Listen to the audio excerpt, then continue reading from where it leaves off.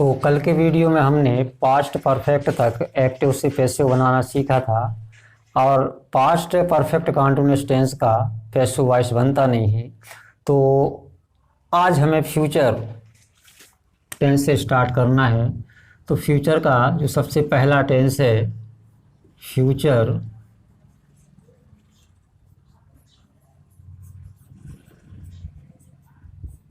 Indefinite tense, इसी को future simple tense भी कहा जाता है। इसका जो स्ट्रक्चर होता है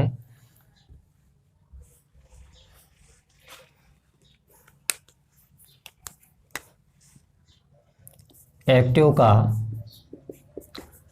वो होता है सब्जेक्ट, हेल्पिंग वर्ब विल या शैल, मेन वर्ब का फर्स्ट फॉर्म होता है, फिर इसके बाद ऑब्जेक्ट, उसके बाद अदर वर्ड्स। ये फ्यूचर सिंपल या फ्यूचर इंडेफिनिट का एक्टिव वाले सेंटेंस का स्ट्रक्चर होता है। अब जब हम इसको पैसिव में चेंज करेंगे तो पैसिव में इसका स्ट्रक्चर हो जाता है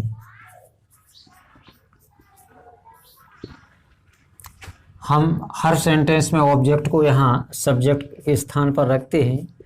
फिर इसके बाद इस टेंस की हेल्पिंग वर्ब विल बी या शैल भी होती हैं, तो विल या शैल प्लस बी, और जो यहाँ मेन वर्ब का फर्स्ट फॉर्म है इसके स्थान पर हमें रखना है मेन वर्ब का थर्ड फॉर्म। ऐसा हम हर टेंस में करते हैं। फिर यहाँ पर जो सब्जेक्ट है इसको हम पीछे ऑब्जेक्ट के स्थान पर लाएंगे, लेकिन उसके पहले हमें इसमें बाय जोड़ना होगा, बाय प्लस सब्जेक्ट, फिर उसके बाद अदर वर्ड्स जो हैं वो लिखे जाएंगे। अब यहाँ पर जो हेल्पिंग वर्ब विल और शैल हैं इनका हमें ख्याल रखना है कि विल कहाँ यूज करें और शैल कहाँ यूज करें।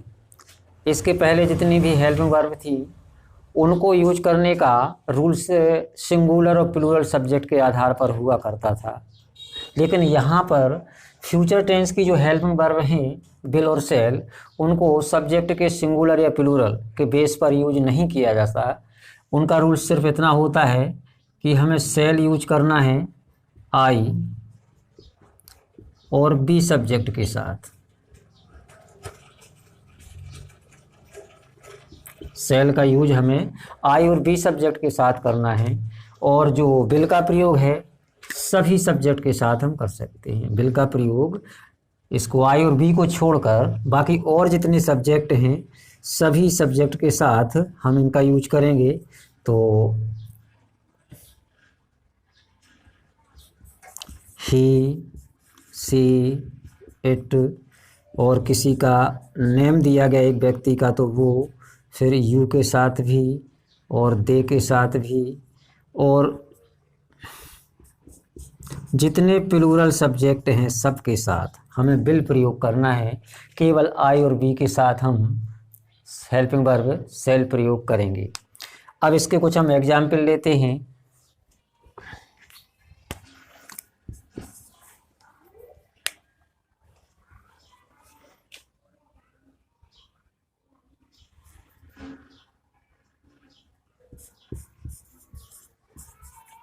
The cat will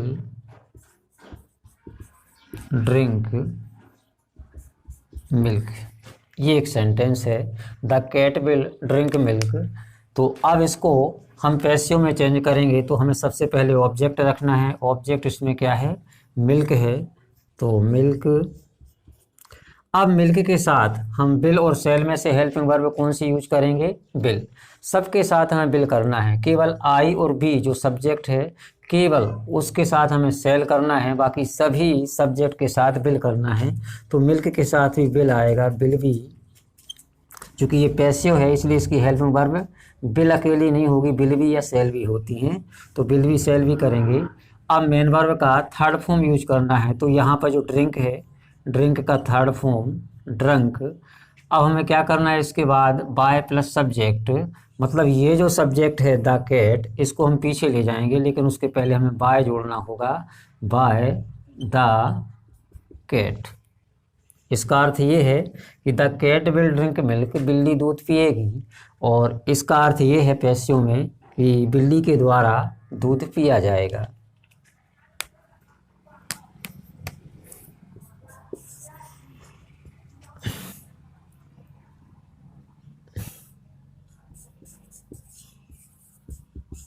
He will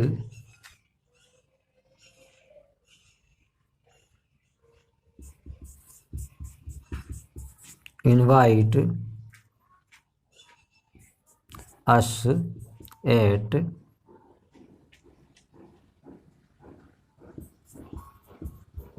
party. तो अब देखो यहाँ पर ही सब्जेक्ट है, विल इसकी हेल्पिंग वर्ब है, इनवाइट मेन वर्ब है, अस ऑब्जेक्ट है।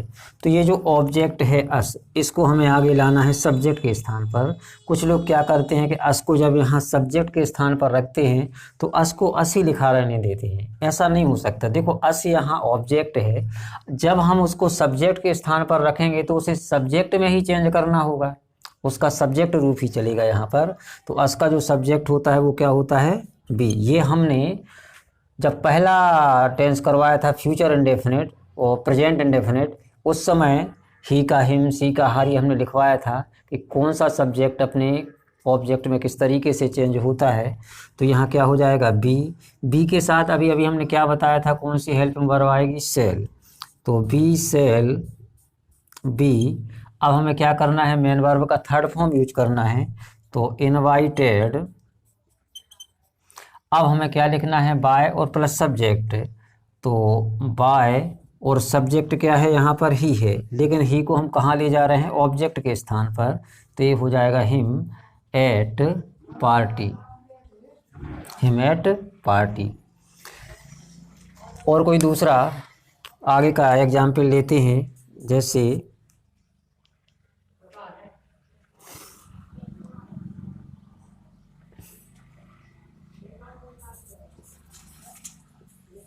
she will buy a new car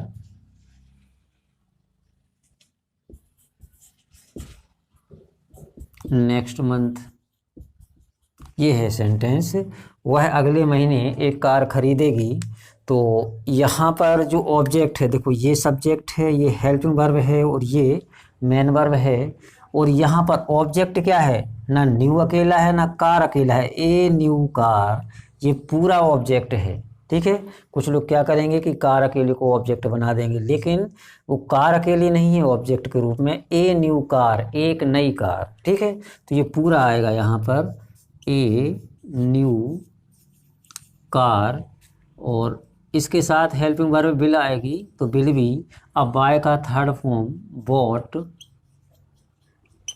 अब हमें क्या करना है, देखो यहाँ तक तो हम कर चुके हैं मेन वर्ब के थर्ड फॉर्म तक।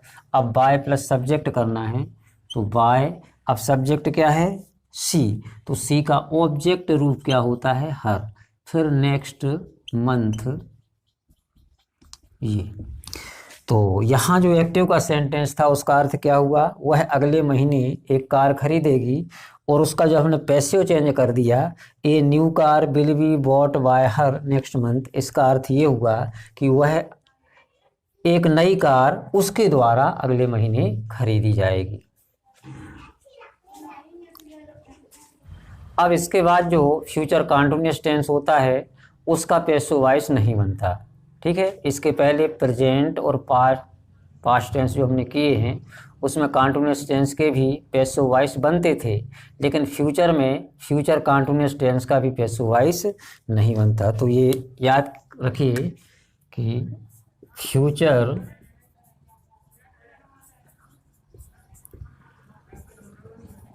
कॉन्टिन्यूअस टेंस का पैसिव वॉइस नहीं बनता है। फ्यूचर कॉन्टिन्यूअस टेंस का पैसिव वॉइस नहीं बनता है, तो याद रखना है। तो इसके बाद अब हम करेंगे सीधे फ्यूचर परफेक्ट।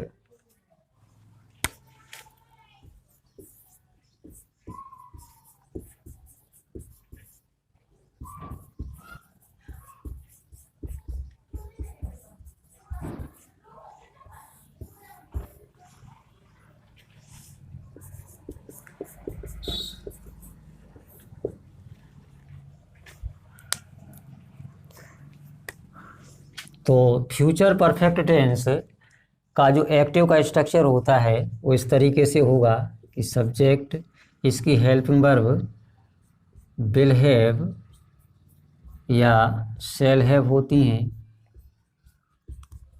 फिर इसके बाद मेन वर्ब का थर्ड फॉर्म, और फिर इसके बाद ऑब्जेक्ट, ये होता है ऑब्जेक्ट। तो जब इसको हम पैसिव में चेंज करेंगे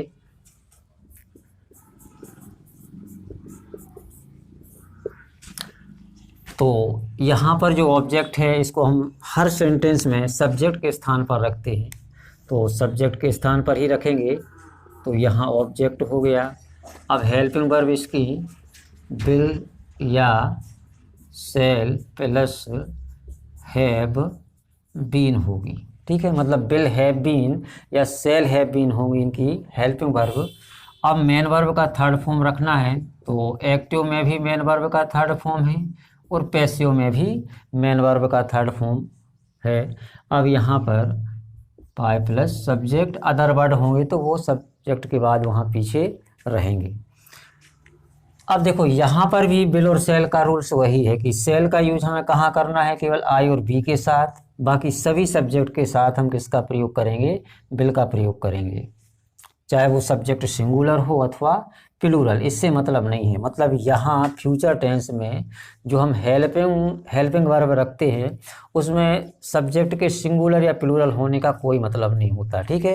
केवल इतना याद रखिए कि आई और बी के साथ हमें सेल यूज करना है और बाकी सभी सब्जेक्ट के साथ हमें विल यूज करना है।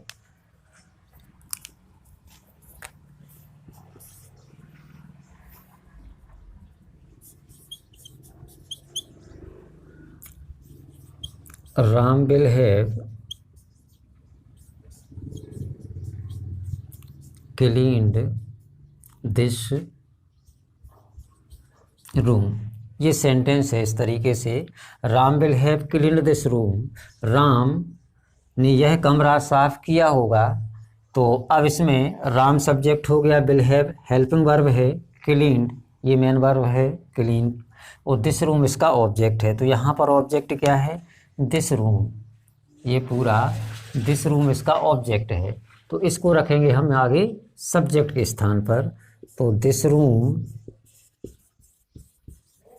अब हमें हेल्पिंग वर्ब रखना है, तो दिस रूम के साथ भी हमें क्या रखना है, विल हैव बीन। देखो यहाँ एक्टिव और पैसिव की हेल्पिंग वर्ब में थोड़ा सा डिफरेंस है, एक्टिव में क्या है, केवल विल हैव है, और यहाँ क्या है, विल हैव बीन, मतलब हेल्पिंग वर्ब यहाँ 3 वर्डों से मिलकर बनी हुई है। अब हमें क्या रखना है, मेन वर्ब, तो मेन वर्ब क्या है, क्लीन्ड, उसका थर्ड फॉर्म रखना है, तो एक्टिव में थर्ड फॉर्म ही है, वो पैसिव में भी यूज होगा। अब हमें बाय लिखना है, और इस बाय के बाद ये सब्जेक्ट रखना है राम, तो राम का सब्जेक्ट ऑब्जेक्ट भी राम ही रहेगा, ठीक है, उसमें फेरबदल नहीं होगा।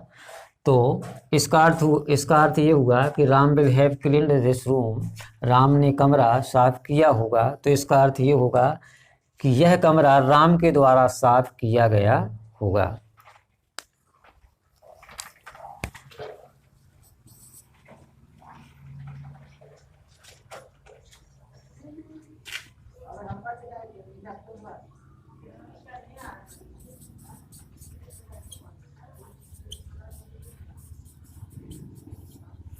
People will have decorated their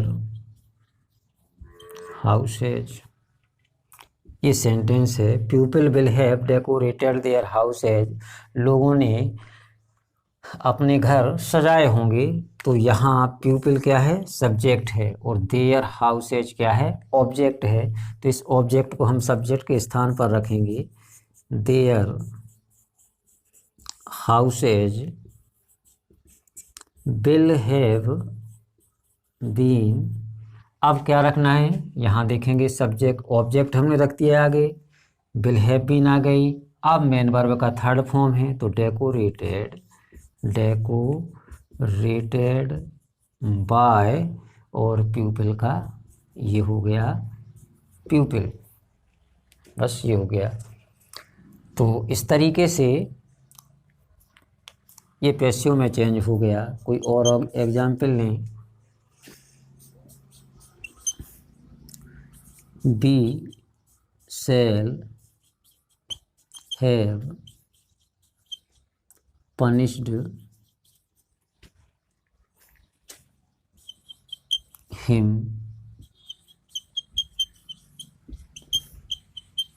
many time। B shall have punished him many time। तो अब यहाँ हिम ऑब्जेक्ट है, तो जब हम उसको सब्जेक्ट के स्थान पर रखेंगे तो हिम का क्या हो जाएगा, ही के साथ हेल्पिंग वर्ब क्या आएगी, विल हैव बीन। यहाँ इससे मतलब नहीं है कि यहाँ क्या हेल्पिंग वर्ब थी, ठीक है, यहाँ सब्जेक्ट भी था इसलिए हमने सेल किया, लेकिन अब तो यहाँ सब्जेक्ट ही आ गया है तो ही के अनुसार विल हैव बीन होगा। पनिश्ड बाय, अब यहाँ बी का क्या हो जाएगा, us many time.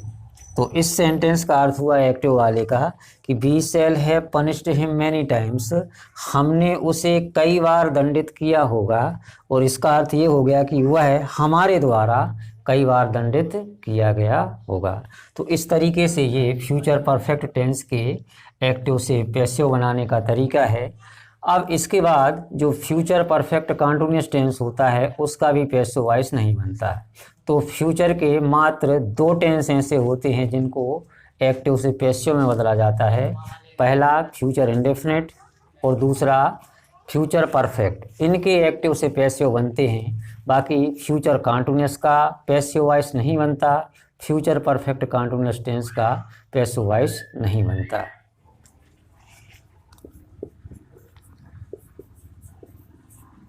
Future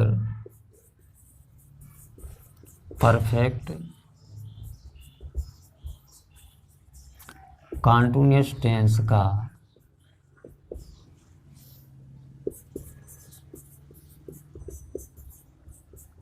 passive voice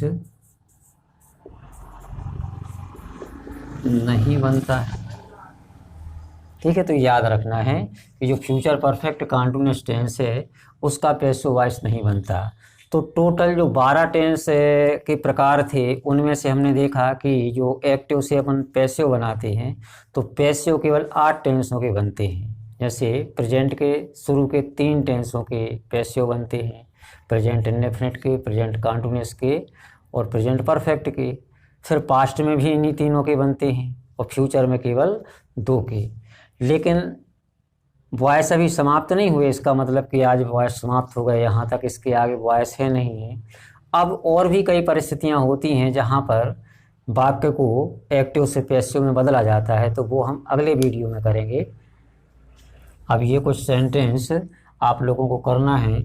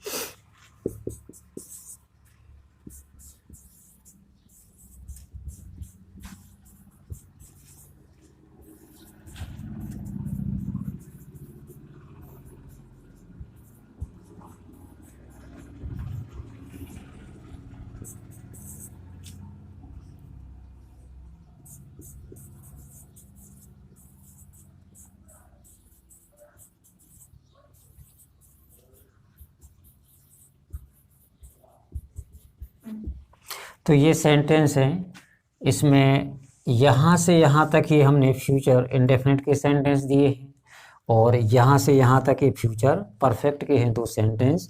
तो ये आपको करना है। और भी कई प्रकार के सेंटेंस के स्ट्रक्चर होते हैं जिनको एक्टिव से पैसिव में बदला जाता है, तो वो एक अलग तरीके हैं, टेंस से हटकर हैं, तो वो हम कल करेंगे।